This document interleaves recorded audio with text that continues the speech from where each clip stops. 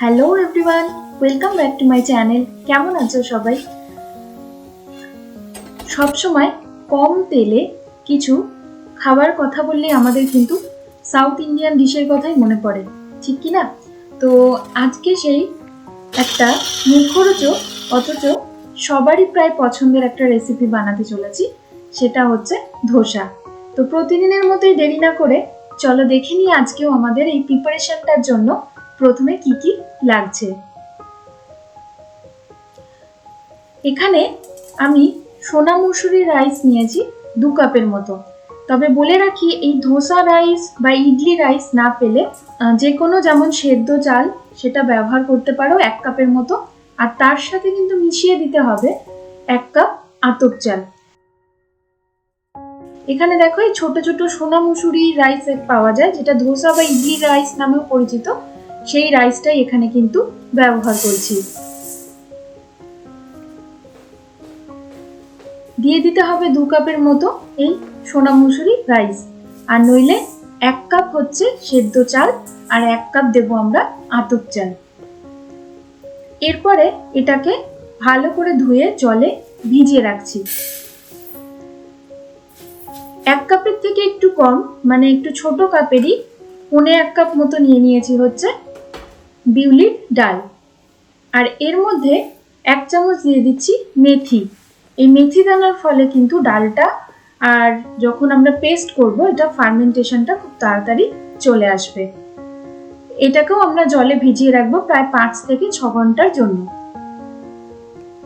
এরপরে যখন চাল আর ডালটা ফুলে যাবে, এভাবে মিক্সিতে পেস্ট করে নিতে হবে। কিন্তু যতই পেস্ট করো না কেন, একটা জিনিস খেয়াল করবে, এখানে চালটা কিন্তু একটু দানা দানাই থেকে যায়। এতে কিন্তু কোনো অসুবিধা হয় না, বরং ধোসা আরো ক্রিস্পি হয়।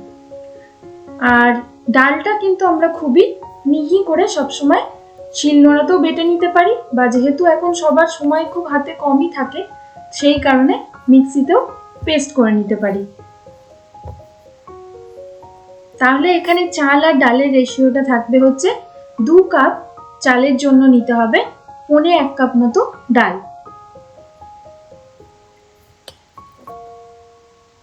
যদিও সাউথ ইন্ডিয়ান ধোসা কিন্তু একটুখানি নরম চিলার মতনই হয়, কিন্তু আমরা নর্থ ইন্ডিয়ানরা যারা ধোসা খাই সেটা কিন্তু ক্রিস্পি গোছের। অ্যাকচুয়ালি আমাদের নিজেদের রিকোয়ারমেন্ট অনুযায়ী আমরা কিন্তু এটাকে নরম বা ক্রিস্পি করে ব্যবহার করি। তো আজকে কিন্তু একদম ক্রিস্পি ধোসাই বানাবো। তো এই ব্যাটারটাকে দেখো, চাল আর ডালটাকে একসাথে মিশিয়ে এভাবে একটু ঘুরিয়ে নিচ্ছি। এরপরে এটাকে ফার্মেন্টেশনের জন্য রাখবো হচ্ছে 7 থেকে 8 ঘন্টার জন্য মিনিমাম। এবারে ধোসার ভেতরের মশলাটা চলো রেডি করে নিই। তবে এক্ষেত্রে একটা কথা মাথায় রাখতে হবে, যদি আমরা শীতকালে ধোসা তৈরি করি তাহলে কিন্তু ফার্মেন্টেশনের জন্য টাইমটা বেশি লাগে, যে কারণে এটাকে কোনো এয়ারটাইট কন্টেনারে রেখে ভালো মতো ঢাকা দিয়ে 10 থেকে 12 ঘন্টা কিন্তু রাখতেই হবে। এখানে সামান্য সাদা তেল দিয়ে 2টো শুকনো লঙ্কা ব্যবহার করেছি। তারপরে দিয়ে দিলাম হচ্ছে 1 চামচের মতো গোটা সর্ষে।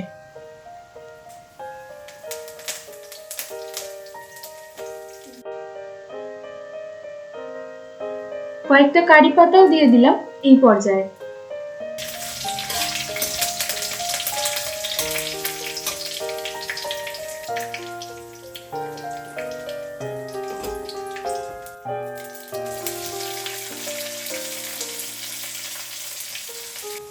চপ করে রাখা বড় একটা পেঁয়াজ এখানে দিয়ে দিলাম।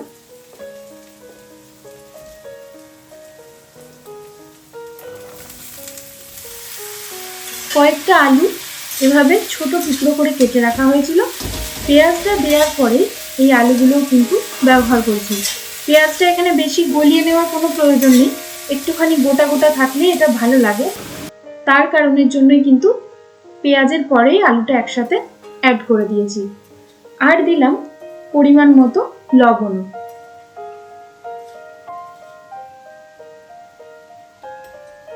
আর এরপরে দিয়ে দেবো হচ্ছে 1 চামচের মতো চিলি ফ্লেক্স আর সামান্য হলুদ। যদিও সাময়িক কিছু ত্রুটির জন্য হলুদ দেওয়ার টাইমে সুরটা মিস করে গেছি, তাই জন্য সকলের কাছে অনেক অনেক সরি। এরপরে খুব সামান্য জল ব্যবহার করব, যাতে আলুটা মোটামুটি সেদ্ধ হয়ে যায়। আর তার আগে মিশিয়ে দেবো এভাবে কিছুটা গ্রেট করে রাখা আদা, আর একটা বড় টমেটো লম্বা করে কেটে রেখেছিলাম, সেটাও কিন্তু এখানে দিয়ে দিতে হবে। তবে খেয়াল রাখতে হবে টমেটোটা যেন একদম গলে না যায়, আর এখানে আলুগুলো কিন্তু একদম পুরোপুরি যেন স্ম্যাশ না হয়, যার কারণে কিন্তু খুব সামান্য অল্প জল দিয়ে এটাকে আমরা একটুখানি সেদ্ধ করে নেব।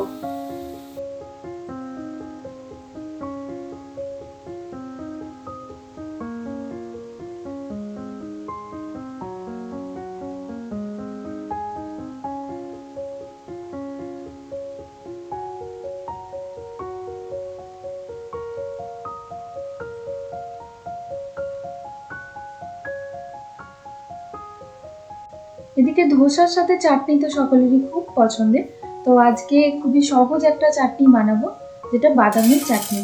প্রথমে আমি একটা ফ্রাইং প্যানের মধ্যে দিয়ে দিয়েছি খুব সামান্য সাদা তেল, আর 4 থেকে 5 চামচের মতো দিয়েছি ছোলার ডাল। আর এখানে বাদামটা একটু বেশি ব্যবহার করতে হবে, 1 মুঠো মতো বাদাম কিন্তু এখানে ব্যবহার করছি।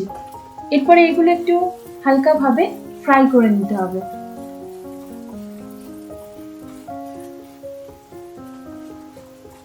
বাদামটা শুকনো খোলায় ভেজে খোসাটা ছাড়িয়েও দিতে পারো, বা একদম ডিরেক্ট কিন্তু এভাবেও ব্যবহার করা যেতেই পারে। এরপরে এগুলো একটু মিক্সার গ্রাইন্ডারে ঘুরিয়ে নিতে হবে। দিয়ে দিলাম 2 কুচি আদা, আর 2 থেকে 3টে কাঁচা লঙ্কা এখানে ব্যবহার করতে হবে, আর 5 থেকে 6 চামচের মতো দিয়ে দিচ্ছি নারকেল কোড়া।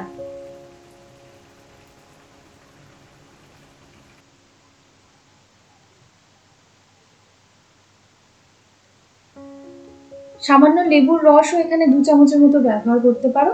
তাছাড়া সামান্য তেঁতুল এখানে কিন্তু দিতে হবে, আর পরিমাণ মতো লবণ। ব্যাস কিছুই না, এবারে এগুলোকে একটু ঘুরিয়ে নিয়ে মিক্সিতে পেস্ট করে নেব।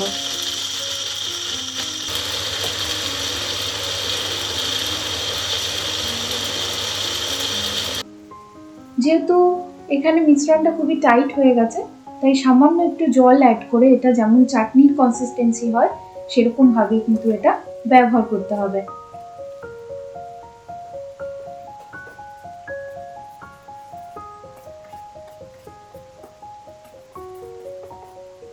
আর সব শেষে তো লাগেই যেটা, সেটা হচ্ছে তড়কা। তাই এই চাটনির মধ্যেও কিন্তু তড়কা দিতেই হবে। তার জন্য সামান্য সাদা তেল দিয়ে 2টো শুকনো লঙ্কা, 1 চামচের মতো সর্ষে এখানে ব্যবহার করে দিয়েছি। এরপরে খুব সামান্য 1 চিমটি মতো হিং এখানে দিয়ে দিলাম। কালারের জন্য এটা অপশনাল, সামান্য কাশ্মীরি লঙ্কার গুঁড়ো, আর দিয়েছি হচ্ছে কয়েকটা কারি পাতা। এই ধোসা বা ইডলি কিন্তু কারি পাতা ছাড়া কোনোভাবেই সম্ভব নয়। এরপরে ওপর থেকে এই তড়কাটা ছড়িয়ে দেব, দিয়ে খানিকক্ষণ ঢাকা দিয়ে রেখে দিতে হবে। আর যখন এটা সার্ভ করা হবে তখন ভালো করে মিশিয়ে এটা সার্ভ করতে হবে। ব্যাস, আমাদের একদম ধোসা বা ইডলির জন্য কিন্তু পারফেক্ট একটা বাদাম চাটনি রেডি হয়ে গেছে।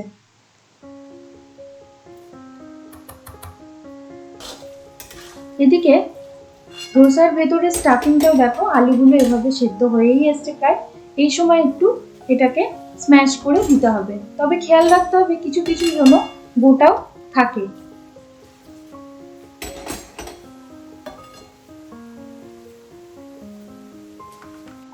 সবশেষে দিচ্ছি সামান্য মটরশুঁটি আর কুচিয়ে রাখা ধনেপাতা। তবে মটরশুঁটি যদি ফ্রোজেন না হয় তাহলে এখানে মটরশুঁটি আলুতে জল দেওয়ার সময় কিন্তু অ্যাড করে দিতে হবে। যেহেতু এখানে ফ্রোজেন মটরশুঁটি ব্যবহার করছি, তার জন্য কিন্তু সব শেষে এটা আমি দিয়েছি।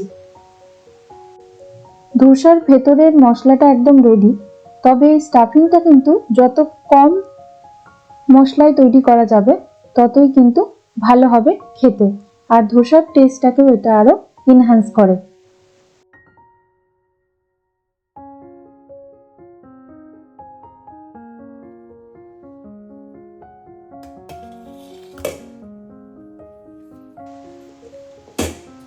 এটা 8 থেকে 9 ঘন্টা মতো আমি রেখে দিয়েছিলাম একদম টাইট ভাবে ঢাকা দিয়ে। দেখো কত সুন্দর এটা ফুলে উঠেছে। এটা যখনই ফুলে উঠবে তখনই বোঝা যায় যে এটা ব্যাটারটা একদম পারফেক্ট ভাবে রেডি হয়েছে। এই পর্যায়ে দিয়ে দিচ্ছি খুব সামান্য চিনি, 1 চামচের মতো চিনি এখানে ব্যবহার করে 1 চিমটি মতো লবণও কিন্তু এবারে দিয়ে দেব। আর দিলাম খুব সামান্য বেকিং সোডা।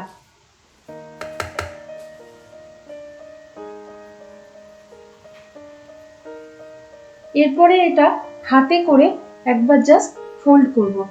কোনো বেশি কিন্তু নাড়াচাড়া করার দরকার নেই, কারণ এর ভেতরে যে ফুলে যে হাওয়াটা ঢুকেছে সেটা আমরা কিন্তু ইনকর্পোরেট করব। যদি এটা আমরা বেশি পরিমাণে কোনো স্পুন বা হাতা দিয়ে নাড়াচাড়া করি তাহলে এই হাওয়াটা কিন্তু ডিফ্লেক্ট হয়ে যাবে। মানে সেই কারণেই দেখবে অনেক সময় বলে যে কোনো খাবার জিনিসে হাত দিতে নিষেধ করে, কারণ আমাদের হাতেরও একটা নর্মাল টেম্পারেচার থাকে, যার জন্য এটা আমরা যখন হাত দিয়ে ব্যাটারটা মাখবো এটা ফার্মেন্টেশনটা আরো ভালো করে হবে। এরপরে নিয়ে নিয়েছি খুব পুরনো একটা ফ্রাইং প্যান। এই ফ্রাইং প্যানটা দেখো ননস্টিকের ছিল, কিন্তু কোনো সদ্য নতুন ননস্টিকের ফ্রাইং প্যান কিন্তু নেওয়া যাবে না, তাহলে ধোসাটা খুব ভালো করে কিন্তু এখানে স্টিক করে না। যার কারণে আমরা এখানে খুব পুরনো যে ফ্রাইং প্যান আছে সেরকম কিছু প্যান কিন্তু এখানে ব্যবহার করতে হবে, কারণ সবার ঘরেই লোহার কোনো প্যান ধোসার জন্য মেনলি থাকে না, যে কারণে এই পুরনো ধাঁচের যে কোনো ননস্টিকের ফ্রাইং প্যান দিয়ে কিন্তু এটা ইজিলি করতে পারবে।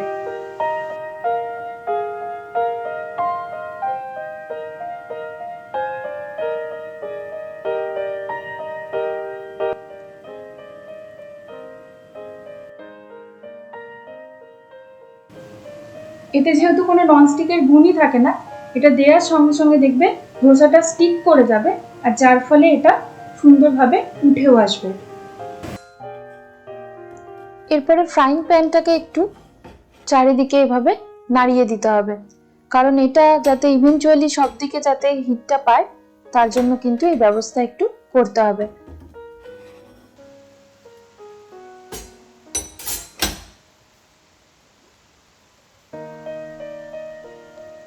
দেখো আমি খানিকক্ষণ পরপরই একটু একটু করে এটাকে নাড়িয়ে দিয়েছি।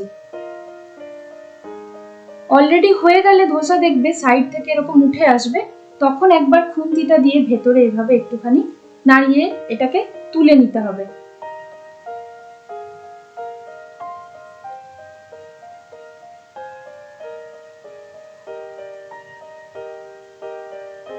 ওপর থেকে ছড়িয়ে দিয়েছিলাম কিছু সামান্য তেল। তারপরে এখানে যে ধোসার জন্য যে স্টাফিংটা রেডি করেছিলাম সেটা এখানে দিয়ে দিচ্ছি।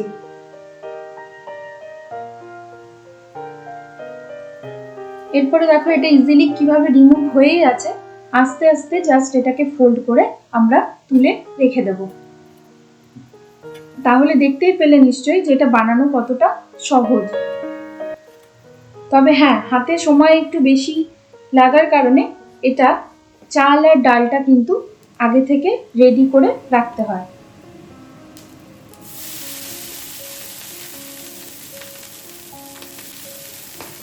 আরেকটা ধোসাও আমি রেডি করে দেখাচ্ছি। দেখো অলরেডি তেল আছে, আমি জাস্ট একটু জলের ছেটা এভাবে দিয়ে দিলাম যাতে ফ্রাইং প্যানের হিটটা তাড়াতাড়ি একটু নেমে যায়, কারণ বেশি হিটে দিলে কিন্তু ধোসাটা ঘুরিয়ে এটাকে চারিদিকে দেওয়া যাবে না, যার জন্য একটু জলের ছিটা দিয়ে ফ্রাইং প্যানের হিটটাকে একটু লো করে দিতে হবে, আর মিডিয়াম আঁচে রেখেই এভাবে ধোসার ব্যাটারটাকে গোল গোল ভাবে ঘুরিয়ে চারিদিকে স্প্রেড করে দিতে হবে।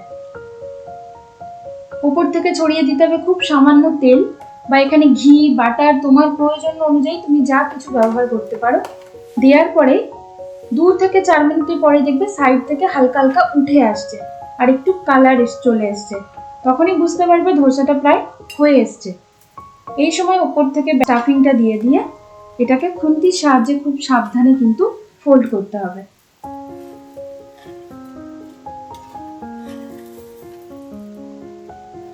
ব্যাস, সেকেন্ড ধোসাটাও দেখো আমার একদম তৈরি হয়ে গেছে। তবে জরুরি নয় যে ধোসা এভাবে রোল করেই সার্ভ করতে হবে, তুমি তোমার পছন্দ অনুযায়ী 3 কোণা বা মাছ থেকে একটা ফোল্ড করে দুভাগ করেও কিন্তু সার্ভ করতে পারো। দেখো সেকেন্ড ধোসাটাও আমার একদম রেডি হয়ে গেছে। কতটা ক্রিস্পি হয়েছে একবার আওয়াজটা একটু শুনে নাও।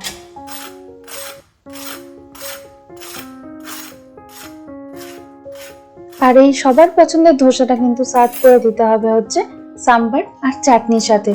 সাম্বারের রেসিপিটা যদি দেখতে চাও ডেসক্রিপশন বক্সে লিংক দিয়ে রাখবো। আজকে এই পর্যন্তই, দেখা হবে খুব শিগগিরই আবার একটা পরের ভিডিওয়ে। ততক্ষণ সবাই খুব সুস্থ থেকো, ভালো থেকো। Till then, tata.